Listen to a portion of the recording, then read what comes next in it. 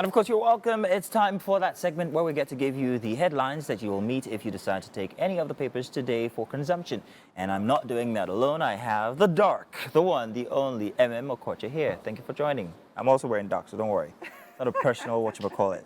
All right, so let's do the papers together. I'm going to be starting from the Punch newspaper, and if you're with me, let's already begin with the big headline here. Tinubu's academic record. APC tackles Atiku as U.S. court grants ex-VP's request. PDP Atiku's aide commend U.S. court, says Tinubu's academic record will be unveiled soon. As we know, only recently, the University of Chicago actually came out to say that he graduated from there in 1979, if I'm not mistaken. No cause for alarm. Atiku's case an exercise in futility. Presidency has nothing to hide, says the APC. There's a big photo story of concern here to me, and it's a picture from somewhere in Lagos called Ikotun, somewhere that I actually know and I perhaps use maybe once or twice or 3 times a year. Lagos road collapse after downpour, residents groan. Now this is the worst case of erosion I've seen inside of an urban area in a very long time, and this is not the only place. Over the weekend on Saturday, there was reports of the trade fair route on the Lagos-Badagry Expressway getting flooded chest high, something that has never happened before. It's a concern, and you would think or you would hope that the town planning authorities are actually on this, doing something, because plenty of constructions have been going on, especially in that area. You could guess that maybe certain original plans have been amended or erroneously amended, and that's what's causing that. We're hoping that they're seeing all of these. More headlines from the Punch. Yeah, so I think the rainy season has also, just to add to what you just said, the rainy season has also sort of, caused a lot of roads to be dilapidated during this period. There are a lot of roads that needs to be. I don't know when that is going to happen, but I think they really need to, do something about it. Yeah. So, if you don't mind, I'd just like to take the stories at the bottom of the newspaper. Go ahead, please. Punch paper. So, Naira tumbles to 980 Naira per dollar. Maria. Forex shortage worsens. And Mohbad's wife seeks Falana's intervention. Ekiti Assembly demands justice. As we all know, the Mohbad's death incident has been ongoing for a while. Like you call it, the mass hysteria. Mass hysteria outrage. Yes, exactly. It's been on for a while. I mean, Twitter, or the X as we call it now, has been agog with so many comments, so many revelations as well. And we're hopeful. And well, the government, Lagos State government, has come forward to say that investigations have begun. And so we're hoping that, in the next couple of days, we're hoping that there would be some, would I say, we're expecting something, we're hoping that they're waiting on the issue and they're waiting deeply. And if there are any culprits involved, they will be remanded.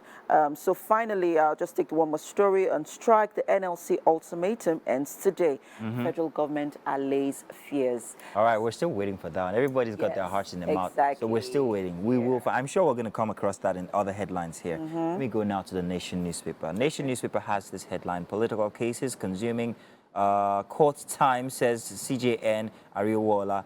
A planned strike, NLC keeps federal government in suspense. FGF ministers meet with VP Shatima. Labour State chapter waiting for go-ahead, along with other chapters across the country, just simply waiting for what would be announced by the NLC.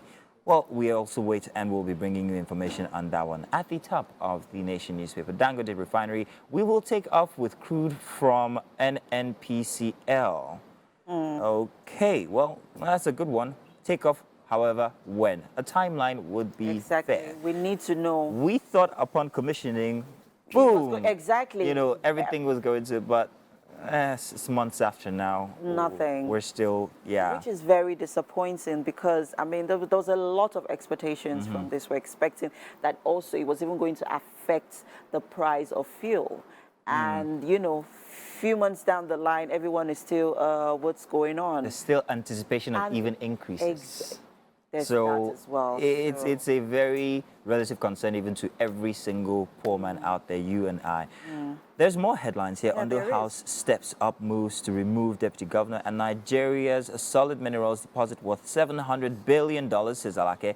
Ogun plans trial for suspected Shagamu cultists. There was talk about that over the weekend. A number of them arrested. Yeah. And finally, from the Nation newspaper, Tribunal voids 165,000 NNPP votes, sacks Kano governor.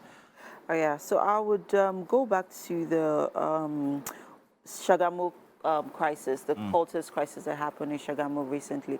That was over the weekend, and there were speculations that it was as a result of Mohbad's death. Because then we heard of, cultists, different cultists, factions, that were happening. We heard of Ikorodu, we heard of some other places as well.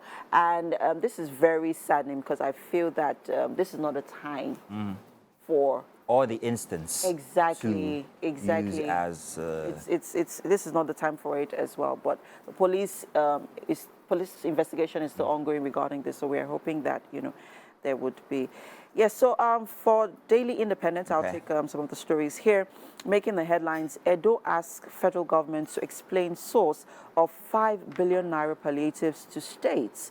And excuse me. Also here we have 300 million naira bulletproof Jeep. Ondo Assembly begins impeachment process of deputy governor. Interesting. And here, Oborevori endorses Serap's report on Niger Delta. And Lagos rakes in 400 billion naira IGR in 6 months. Wow. Guess a lot's coming in from taxes and a lot of accruable fees, in the last couple of months, but that's quite impressive. Lifting Nigerians out of poverty requires paradigm shifts, says Rep Speaker. And I'll just take one more story here. Naira woes continue as it exchanges for record 985 naira per dollar. Our final paper this morning is from The Guardian. Love The Guardian with all the charts and everything that they bring. Gives you a very first-hand view of what the instance is. Critical National Infrastructure Bill, non-passage of bill 15 years after threatens $77 billion telecom industry. The telecom industry currently is not what it used to be, especially with everything that's happening, the exchange rates and all. The chart here gives more information on the situation. Non-passage of CNI bill threatens $77 billion telcos infrastructure. Gives a range of the percentiles across the years. You can find that on the Guardian page. And real quick, before we go, these headlines from The Guardian. Curfew in Kano, jubilation rather. I thought I was a northern name. Jubilation in Abuja as tribunal sacks Governor Yusuf. Why military incursion is not solution to leadership deficits. And economists warn on spiraling inflation hike in prices of petroleum products. I wish we could dive into this, but we can't. We have to round up now for the papers. But thank you very much for joining us. These are a sample of some of the headlines that you'll be finding across the dailies for this morning. Should you want to comment on any of these, use the hashtag WakeUpNigeria on TVC. We'd love to read from you.